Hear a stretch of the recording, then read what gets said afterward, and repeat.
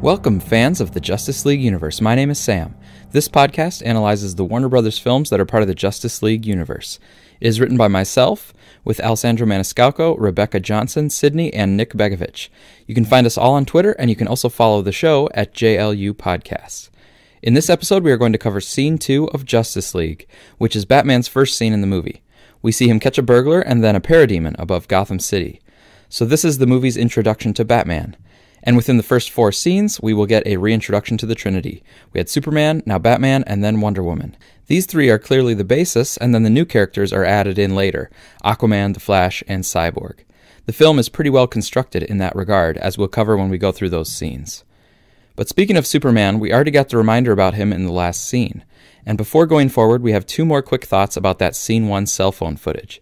First, there's a fear that the scene will make the film feel dated in the future, rather than timeless.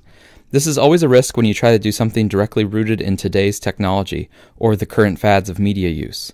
The upside is that you might be able to tap into the contemporary social media climate, and the common experiences of sharing cell phone videos, but the downside is that 10 or 20 years from now, when phones are very different, or when new technology and social media have moved on to the next generation of formats, the opening scene of Justice League will seem stuck in its time.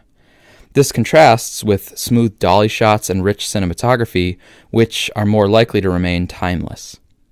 And second, I'm Batman Man 39 on YouTube pointed us toward a Los Angeles Times interview with Henry Cavill, where they asked him about the best part of planet Earth question. Cavill responded, quote, "I think, and I imagine Superman would also think, the greatest quality of people and humankind is their capacity to love, regardless of hardship or difficulties or personal trials. People can be living in the most horrendous war zone or under the most incredible oppression, and yet they can still love so selflessly and so unconditionally, and still bear hope through that love. It's amazing to see what people can do. I think Superman would recognize that and appreciate it," end quote.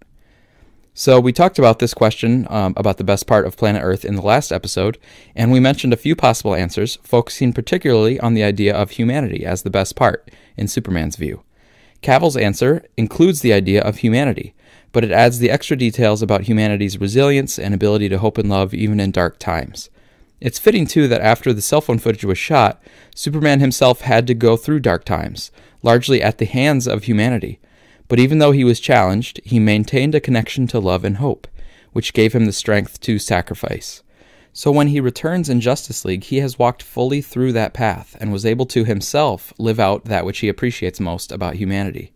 He's not just leading humanity into the sun, he's inspired by them as well. Alright, now let's get into Scene 2, which is the darker setting of Gotham City. The scene begins with an establishing shot that is kind of unique. It's a straight vertical shot down the face of the building in Gotham. This is one of the visual motifs that I picked up on right away when I was watching the movie, because it's such a dramatic framing of the shot. And these vertical shots all tended to be at the beginning of scenes. This scene begins with a vertical shot down a building in Gotham, then later there's a shot straight down a rock cliff on Themyscira, and there's also one down the front of Silas Stone's apartment building. There might be another one too, but those were the 3 that I keyed in on right away. With regard to analyzing visual motifs, part 1 is noticing the motif and tracing it through the work of art, finding all the instances where it occurs, and then part 2 is interpreting a meaning or insight that is contributed by the motif.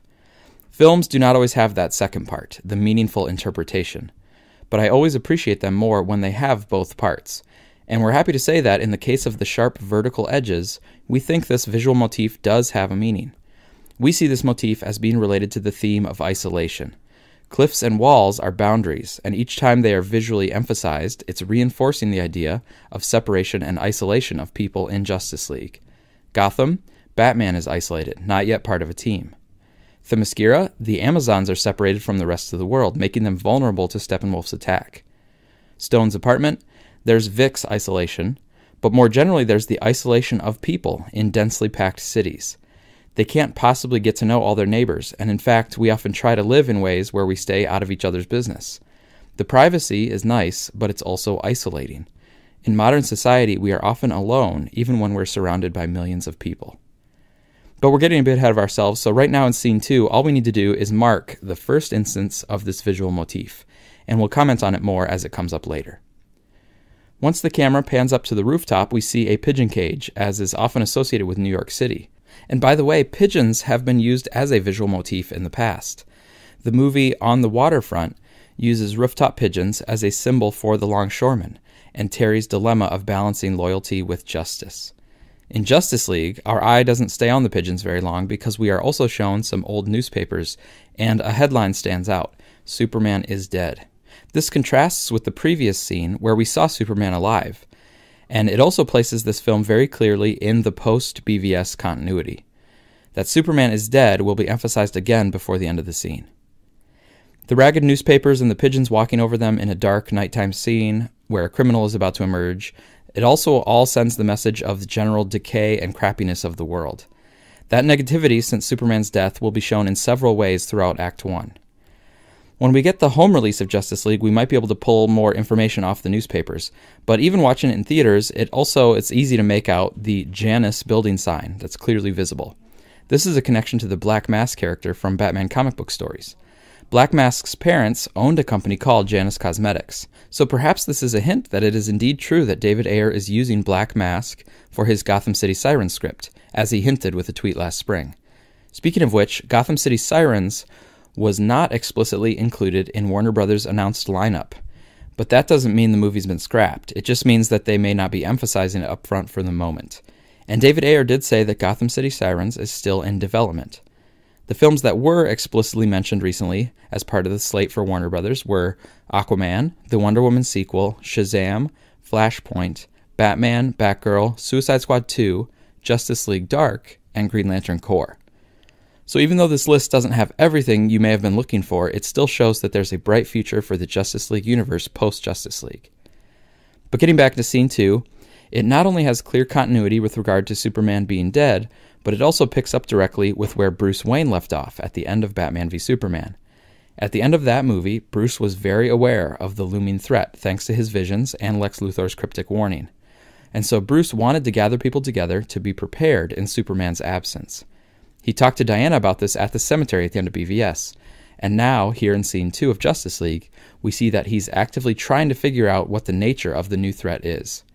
It's implied that he's been trying to find out all he can about the Parademons that have started showing up, and he's also been going through Lex's data, and presumably Amanda Waller's data too, on metahumans, so that he can try to put together a team.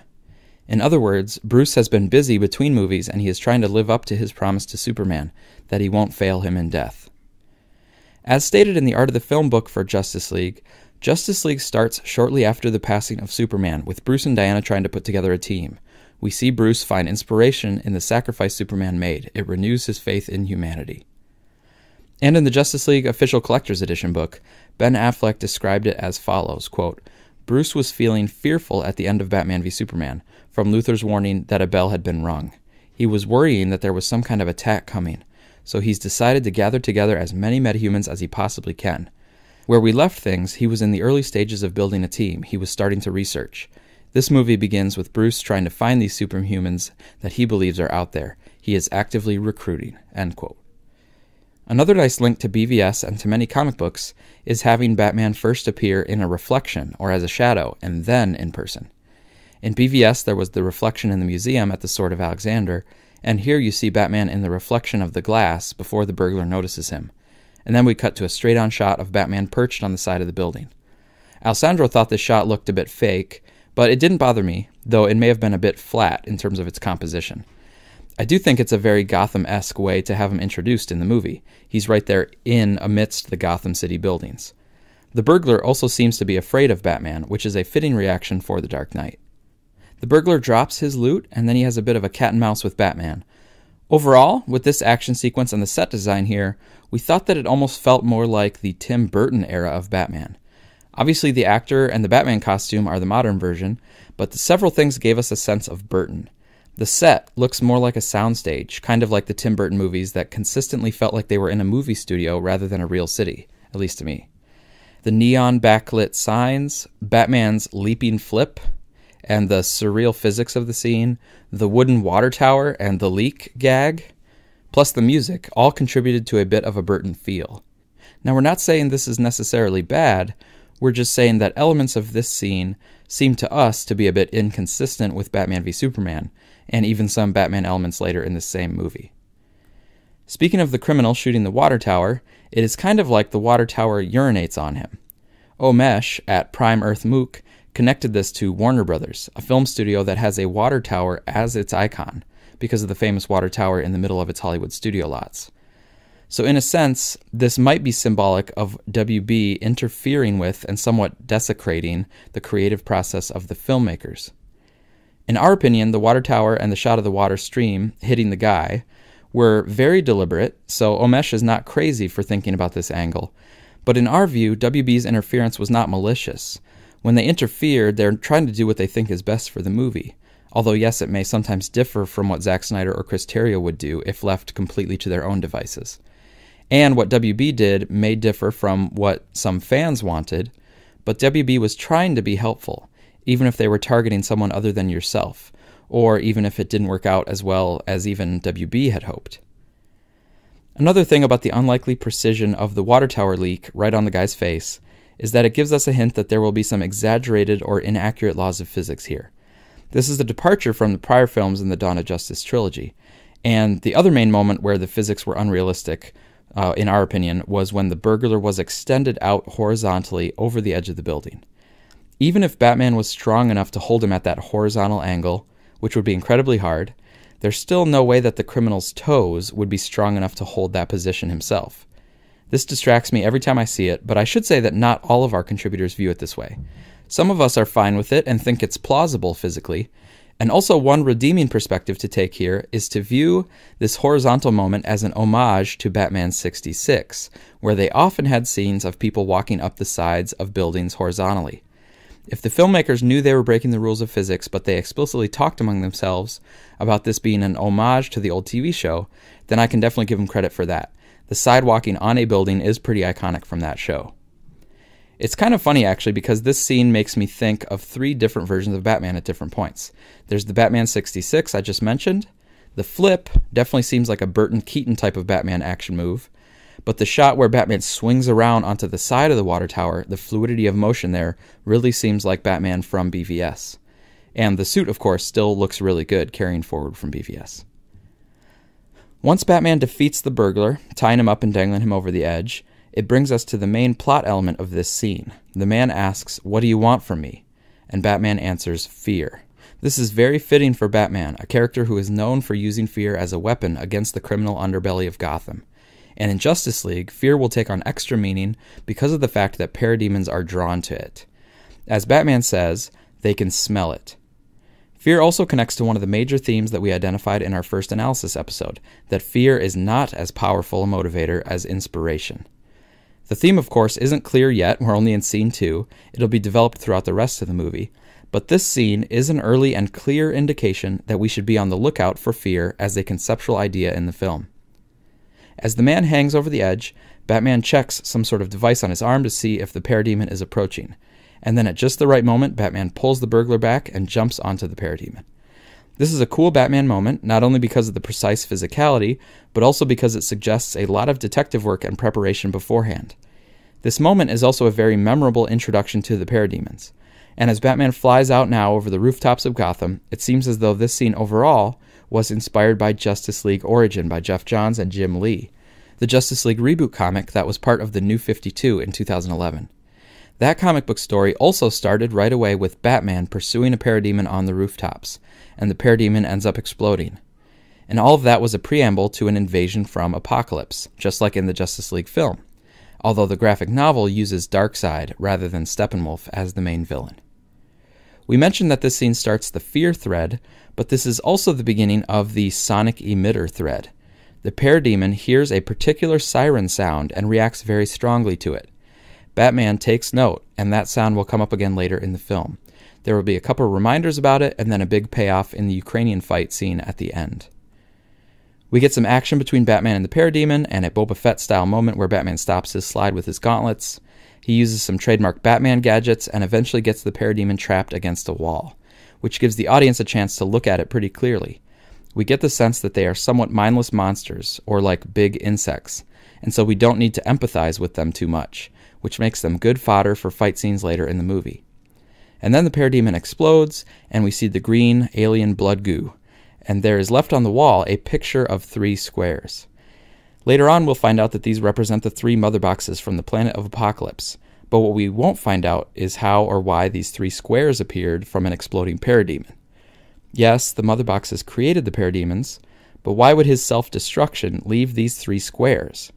Would all parademons leave this kind of residue behind, or just this particular parademon? We aren't really sure, and probably it's just a plot convenience to show the audience the beginning of Batman's investigation into the symbols. This is our first time seeing evidence of the motherboxes anyway, but of course Batman's been looking into it already. As Alfred said, it matches the other sightings. So this isn't the first run-in with a parademon. And Alfred also says that the 3-square pattern is all over Luthor's notes. So they've been looking further into the data that Bruce acquired in Batman v Superman from Lex. Bruce and Alfred have also seen Cyborg's creation footage, which showed some of the power of a motherbox. But they may not have made the connection that these 3 squares are references to 3 of those devices like the one that formed Cyborg. Later in the film, it's a bit inconsistent with regard to how much Bruce claims to know about the motherboxes. This could be a bit of discontinuity from BVS, or it could be that, at times, Bruce is sometimes withholding how much he actually knows from Alfred or Diana.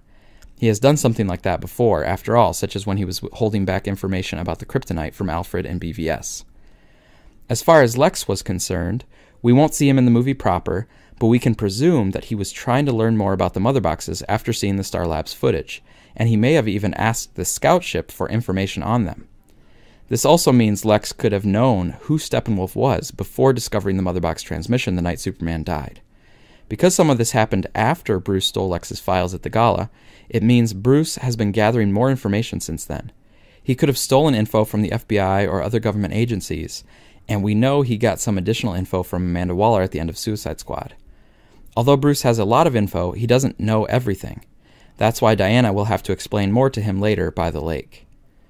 One thing that Bruce seems to be missing here at the start is the connection between the motherboxes and Steppenwolf. Even though he doesn't know about Steppenwolf specifically, Bruce has seen the motherbox's regenerative ability in action, so it's a natural conclusion that he has the idea of using the motherbox to bring back Superman. And at the end of the movie, Bruce says to Clark that he just undid a mistake. Was that what he was trying to do from the start? He is clearly trying to protect the world from invasion, but maybe at the same time, he is hoping to find a way to bring Superman back. Speaking of the invasion, the Burglar is back now, and he asks what the Parademon was. Batman says it was a scout. And the Burglar says in a very on-the-nose way that it's from outer space, like an alien army. This dialogue and exposition is a bit too explicit for our taste, but it's hard to blame WB and the filmmakers for going more explicit here, because so many people miss things in Batman v Superman, things that were unspoken or something you had to really pick up on in subtle hints. Another thing that some people didn't get in BVS were the transitions between scenes. For example, in BVS and Metropolis, Bruce Wayne was staring up at Superman with anger, and then it cuts to the beautiful Indian Ocean. But the connection is that kryptonite will become Bruce's fixation as a way to get back at Superman. Now for Justice League, the filmmakers did try to put in more explicit transitions. Here in Scene 2, the Burglar will talk about Superman being dead, and that leads right to the World Without Superman montage. And Bruce and Alfred will talk about prepping the jet to go north tonight, and then the next time we see Bruce will be Scene 5, and he is up in Iceland. So this scene makes it very clear what to expect next. No one can miss the links this time. It's very cool again to have Alfred as Batman's partner, always with him in his earpiece, and they talk about the going north idea, to which Alfred says, "Good, it's time then," indicating that they've been preparing for this recruitment of the other heroes. On Alfred's screen are images of the 4 future Justice Leaguers, Diana, Arthur, Barry, and Vic. With Vic, it's not the Star Labs footage from BVS, but rather an image of him in his football jersey. And then the other thing that Alfred says in this scene is when he sees the Parademon explode, he says, "What the hell?" This is a small but meaningful connection between Apocalypse and Hell. It's common in the comic books to position Apocalypse as a real sort of hell, and the movie does the same thing, though some of these thematic links were cut from the movie, like the line in a trailer when Aquaman says that they're going to fight the devil in hell, or something like that.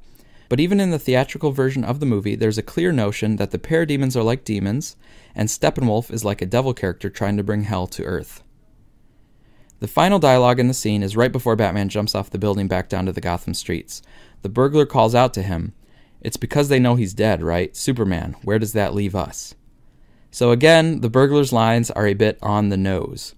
But hopefully this helps make sure that everyone in the audience knows that Steppenwolf's invasion is not just a coincidence. It is happening as a direct result of BVS. And this is also an interesting moment because the burglar says these lines to Batman, and Batman doesn't respond. And as we mentioned before, we'll see that Batman feels some guilt and responsibility about the death of Superman. So hearing this from the burglar must sting a bit. It is also a direct echo to what Lex said to him at the end of BVS, "Ding dong, the god is dead." And then the burglar's question, where does that leave us, in Superman's absence, is the lead-in to the next scene.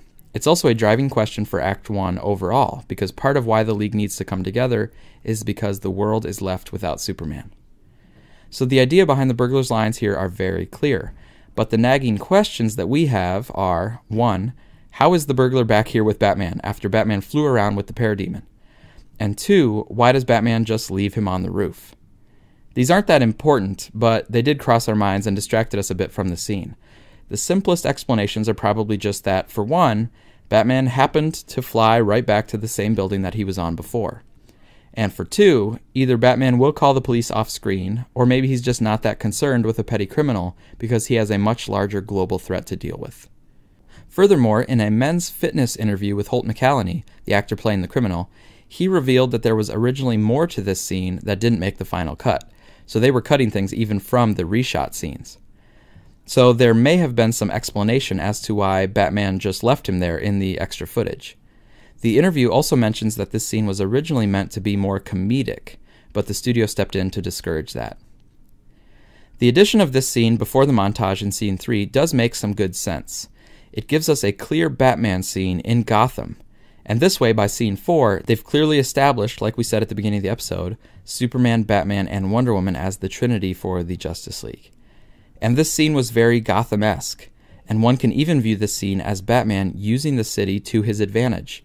It shows his connection to the city and his skills and tools, and it also provides us a starting place for Batman as a street-level hero specific to Gotham, so that we can see throughout the movie how he must expand out into much more than that, moving around the world, taking on bigger threats, and working with other people.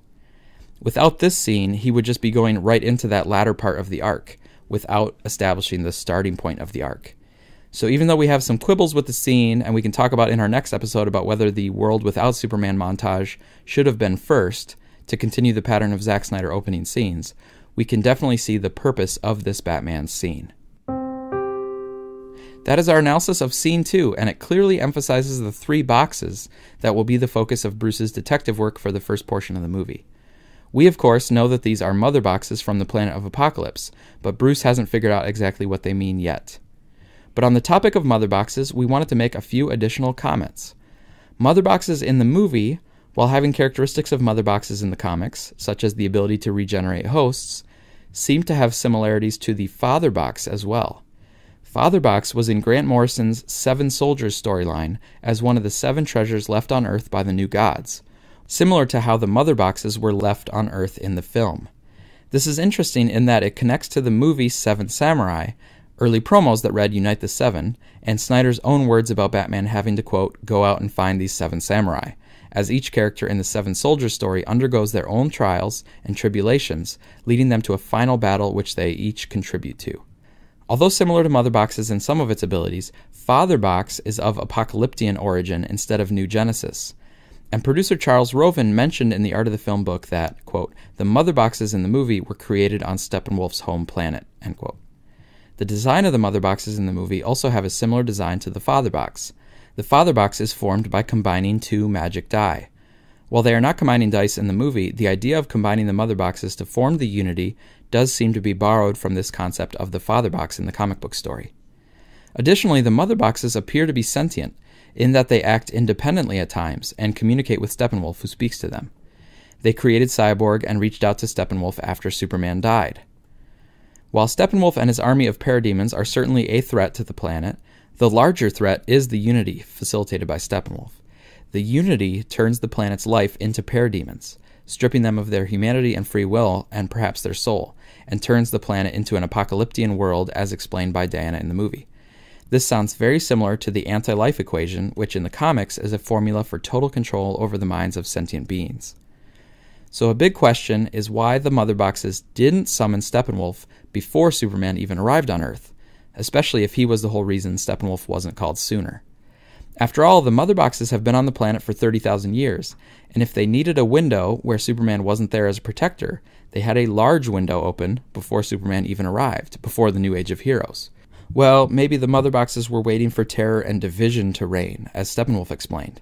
But then it would seem like the 1940s would have been a very good opportunity, because World War II was happening, and even Ares had already been defeated by Wonder Woman, so the old gods were all dead, and it seems like there's a lot of division and terror reigning at that time in history. And presumably, Diana would be the only superhero around at all. But the Motherboxes didn't call Steppenwolf in the 40s. They waited until now. Alessandro was thinking about this, and he thought back to the Star Labs footage from Batman v Superman. Silas says that he successfully activated the device that we know to be the Motherbox. This suggests that it was inactive, and therefore not monitoring the planet, which could explain why the Motherboxes didn't call it to Steppenwolf sooner. According to the Ultimate Guide to Justice League, Silas Stone activates the Motherbox to revive Victor about a year before the events of Justice League. Once activated, the Motherbox would have scanned the planet and detected Superman's energy, who, as we see in the movie, is clearly strong enough to defeat Steppenwolf, while the rest of the team together isn't. So once Superman died at the hands of Doomsday in Batman v Superman, the Motherbox, which was now active and able to awaken its counterparts, sent a message to Steppenwolf together with the other two Motherboxes to invade Earth, now that there were no defenders capable of stopping him.